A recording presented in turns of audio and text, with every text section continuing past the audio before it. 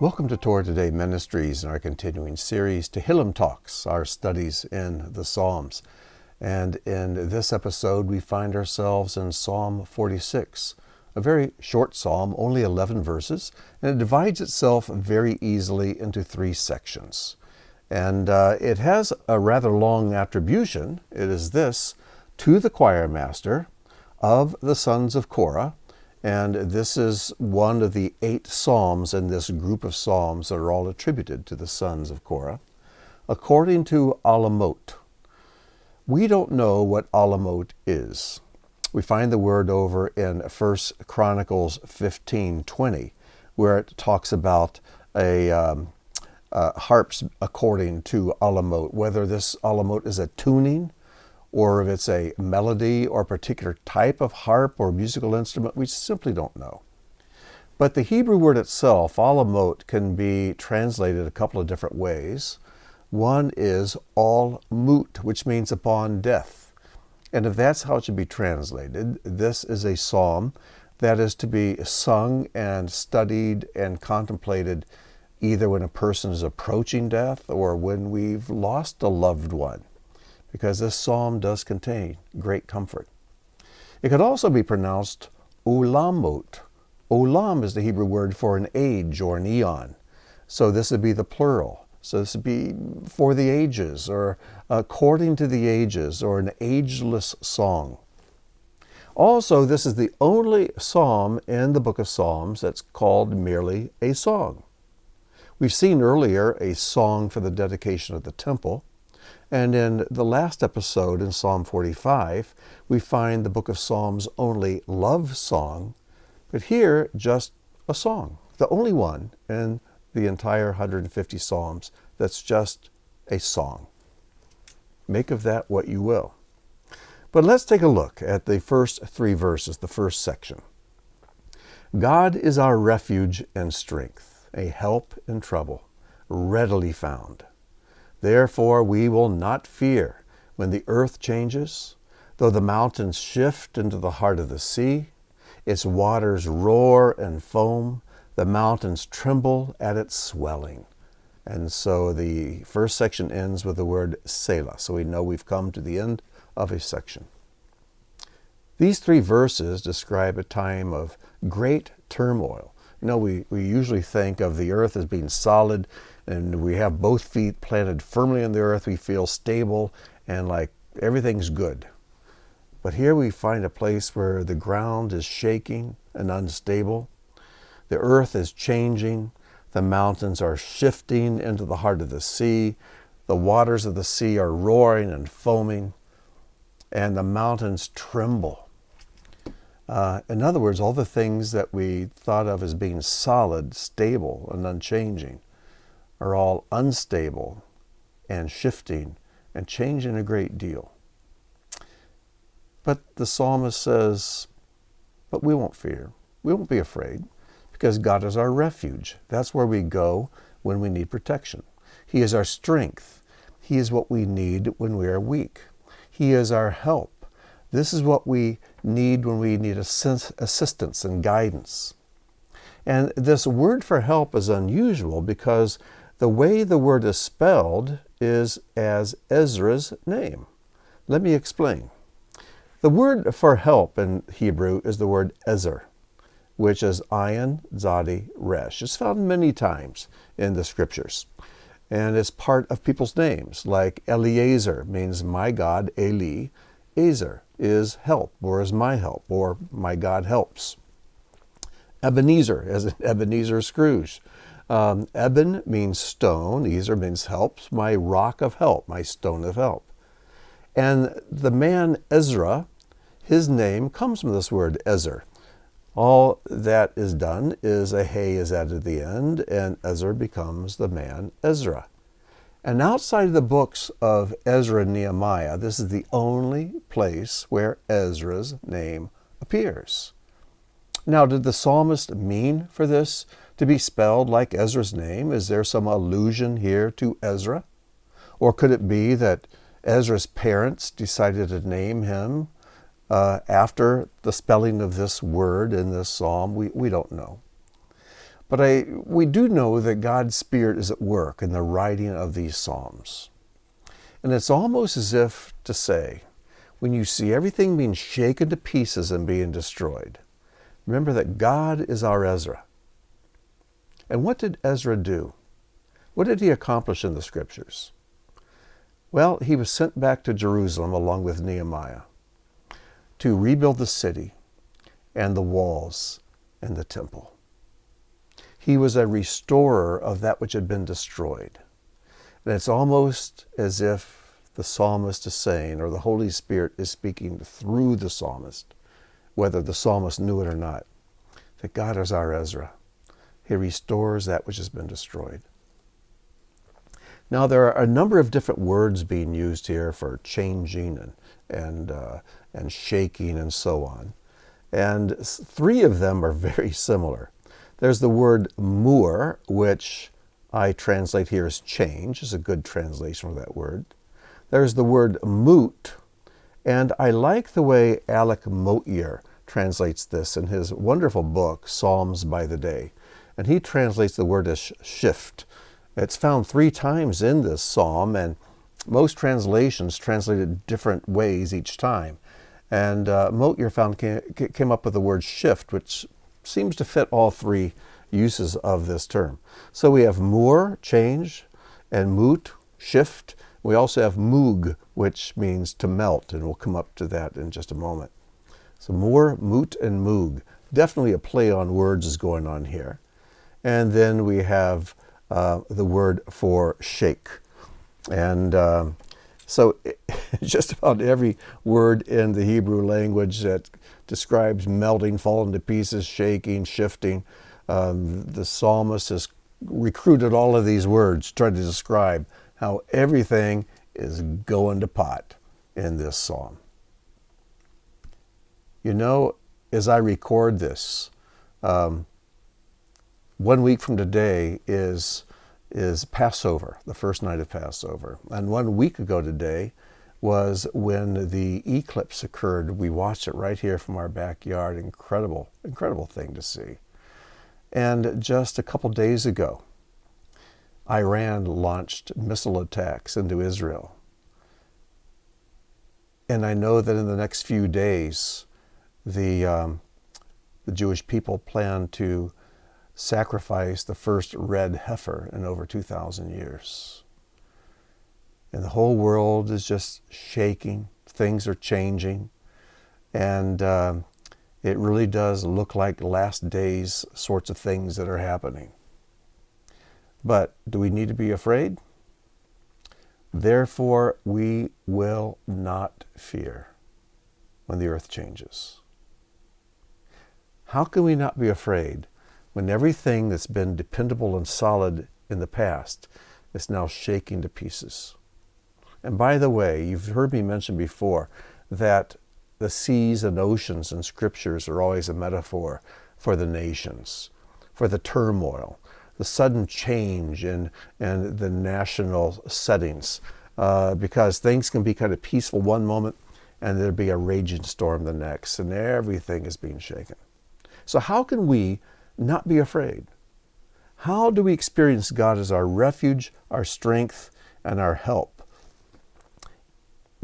Easily findable. That's how that the Hebrew should be translated there. Nimzat mode, easily findable.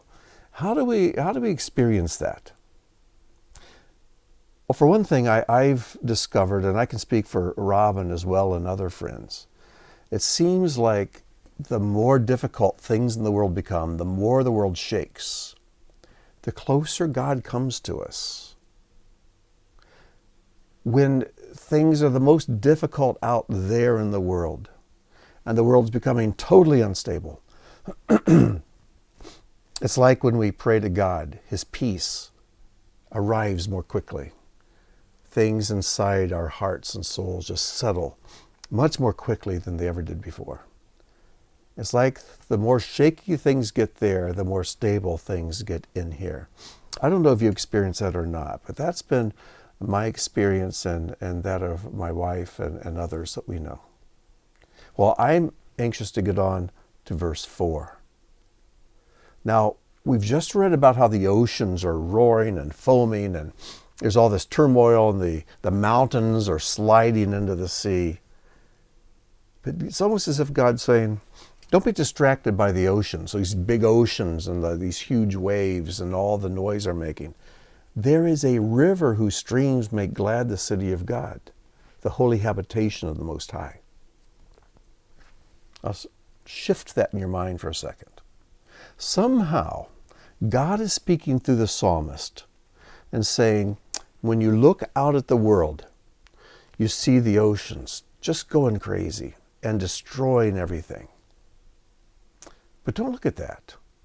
Close your eyes, focus in, and recognize the still waters, the quiet stream, the river whose streams make glad the city of God.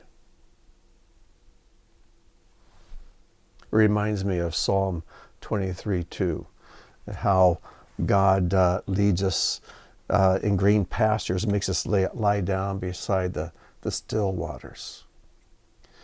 So the oceans can be roaring out there, but God said, but close your eyes, focus in. There's a stream that's quiet. It's life-giving. It has a source. It has a goal. There's direction to it. You follow that. Follow it to the holy habitation of the Most High. And it goes on in verse 5, God is in the midst of her, of this habitation, this city. She shall not be shifted. And there's our word moot again. She shall not be shifted. God will help her when morning dawns. The nations rage, the kingdoms moot, they shift. He utters his voice, the earth moog, it just melts. But there's a river whose streams make glad the city of God. Stay on the river. Ignore the oceans. Pay attention to that still stream that is flowing in the spiritual realm. Everything about this psalm is describing what I call the 1% realm, which is the physical world out here, with the 99% realm. That's the spiritual realm. And as Paul says in 2 Corinthians, the things that are seen are temporal. They're passing away. But the unseen things are eternal. That's the real world. Don't think of the world of tangibility as the real world. The real world is the intangible one. That's the one that endures. That's the one that doesn't change. That's the one that is eternal. And that is the goal to which we are going. That is the place where the stream carries us. And then this verse, which ends this second section, Adonai of hosts is with us. You know, if you can hold on to that, everything else is good. Adonai of hosts. What are hosts? Those are the armies. Adonai of the multitudes of the spiritual beings. That Adonai, who is the God and the leader of his kahal, his people. He is with us. The God of Jacob is our high tower. And that word high tower is the word misgav. It could either be a very high tower that's impervious to whatever comes against it, or it could be a high fortress up on a cliff, but whatever it is, it's elevated, it is safe, it is strong, it is impregnable, and if you're in it, you are safe. And you look down from God's perspective at the turmoil and the destruction that goes on around you. God is our high tower. Now notice what it says. It doesn't say the God of Israel, it says the God of Jacob. Well, what does the word Jacob mean? Yaakov is derived from the word ekev, which means heel, the bottom of the foot. Because remember, when Jacob was born, he was grasping his twin brother's heel as he came out of the womb.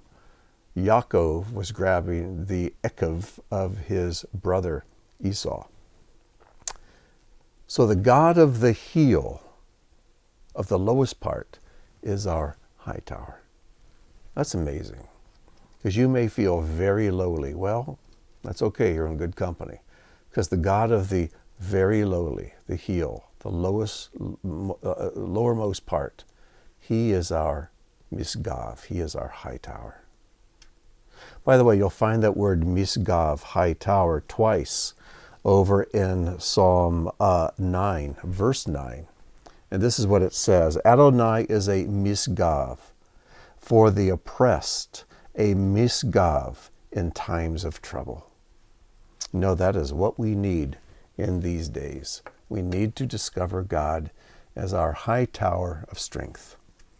And then we come to the closing verses, verses 8 through 11. Go and behold the wonders of Adonai, how he has brought desolations on the earth.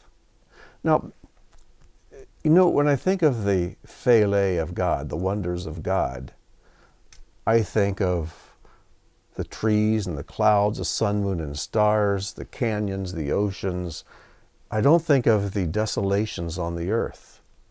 But in this psalm, he says, go and behold the wonders of God, the wonders of Adonai, how he has brought desolations on the earth. This is something we need to understand. Many times when we see the world shaking, we say, oh, Satan's making that happen. That's the devil at work. That is evil having its destructive ways in the world. Well, you could look at it that way. And it's true as far as it goes. But you're leaving God out of the formula. Because even Satan belongs to God. Even Satan is God's sheepdog. Even Satan has to get permission from God to do whatever he does. And we need to realize Satan is not sovereign, but Adonai is sovereign over the earth. And everything that happens, good or bad, is happening according to his permission, to his will, because it's working for a greater glory and a greater good. So he's saying, even when you see the desolations of the earth, this is God's wonder, and we need to behold it. But why would God bring desolations? The reason is because his kingdom is coming. I know that the Jewish people often reject Yeshua as their Messiah because they say it's prophesied that when the Messiah comes, he brings world peace. This is true. But in all of those prophecies about the Messiah bringing world peace, you'll look at those prophecies and notice something about all of them. Before Messiah brings peace, there is first war. There's always war. Because when the Messiah comes, there will be resistance and there will be warfare. But the Messiah is victorious. And so the desolations that we see here, I think of as, when you go to build a house or a palace, you have to do some land clearing. And you're moving things out of the way, you're bringing some desolation. It looks pretty ugly. But then you begin the building. And when the building's complete and the landscaping is done, it is beautiful. So even these desolations that we see that can be very ugly, very troubling, God says, I want you to behold the wonders of Adonai. Now, you'll notice the word behold there is in bold red because the word there is chazah.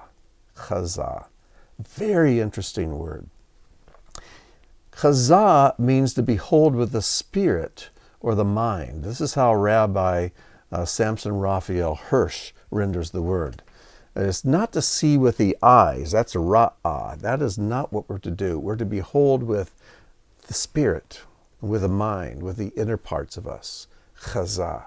What's interesting about this word as well is that the breast that is put on the altar, the breast of the lamb or the sacrifice, it's to be put on the altar. That word for breast or chest is the word chazah. It's the same exact word. Because not only would we see with our eyes, that's the physical world, but we also perceive with our hearts, that's chazah. And the prayer leader, the cantor, when he leads prayers at our Shabbat services, in the prayer book, the prayer leader is called the chazan, because he's the one who beholds. I wish you could experience one of our prayer services or a synagogue prayer service, because the prayer leader doesn't stand up there and face the congregation. He stands in front of us and we see his back because he's facing ahead. His job is not just to have a beautiful voice to sing the prayers, not just have a good reading voice to read the prayers. His most important job is to chazah Adonai, to behold God in his heart and in his mind. and then to speak forth the words of these ancient prayers to the one that he beholds.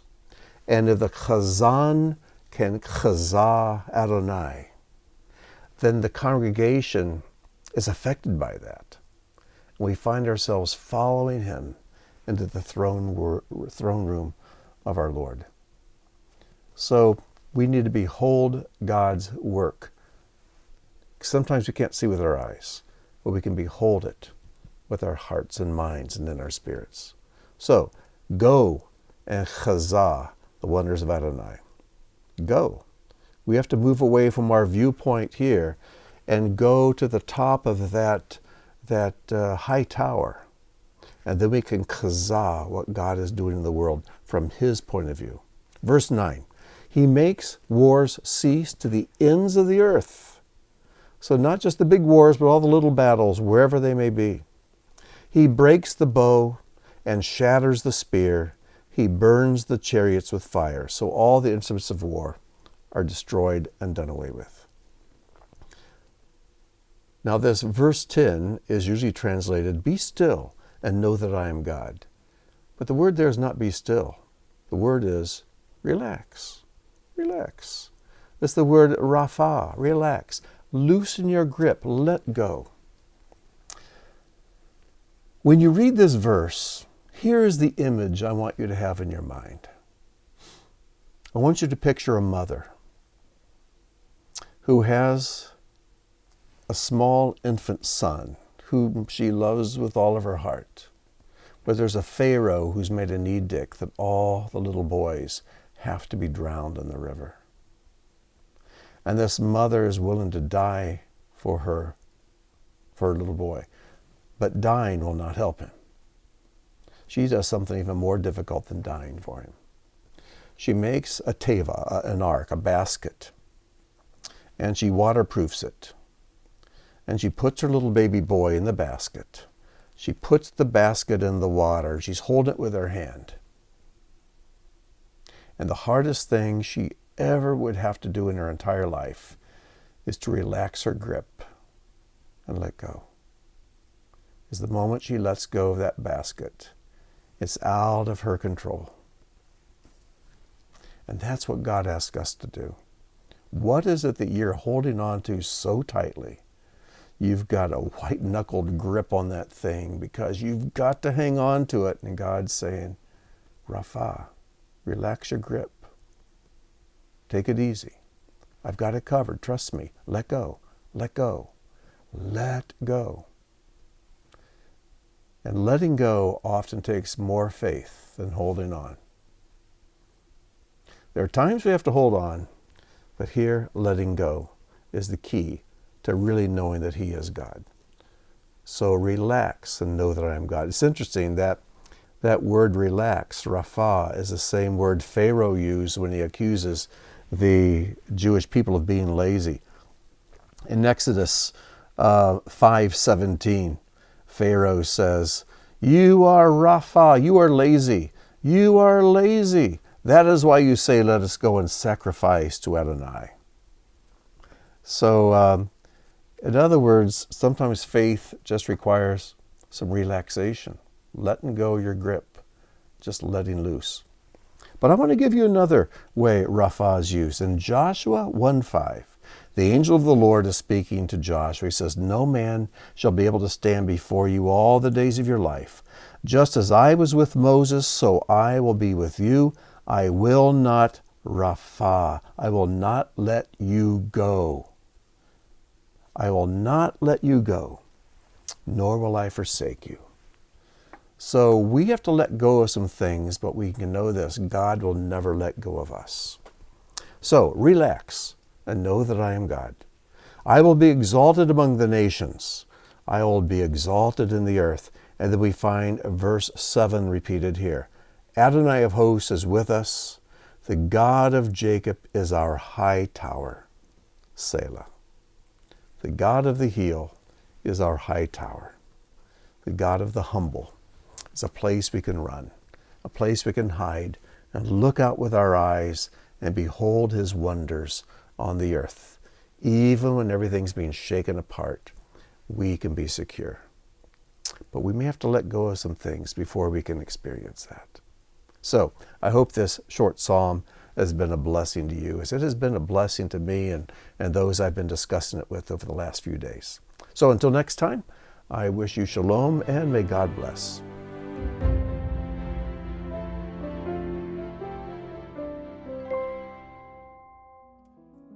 Thank you for joining us for today's teaching. If the work of Torah Today Ministries has touched your life, please consider making a donation or sponsoring an upcoming video. As a video sponsor, you'll have an exclusive opportunity to memorialize a family member, celebrate a special event, or simply support the ongoing creation of similar content. Your tax-deductible contribution helps ensure that our teachings continue to reach all who are longing for truth. Click the link or visit our website to learn more. That's all, folks.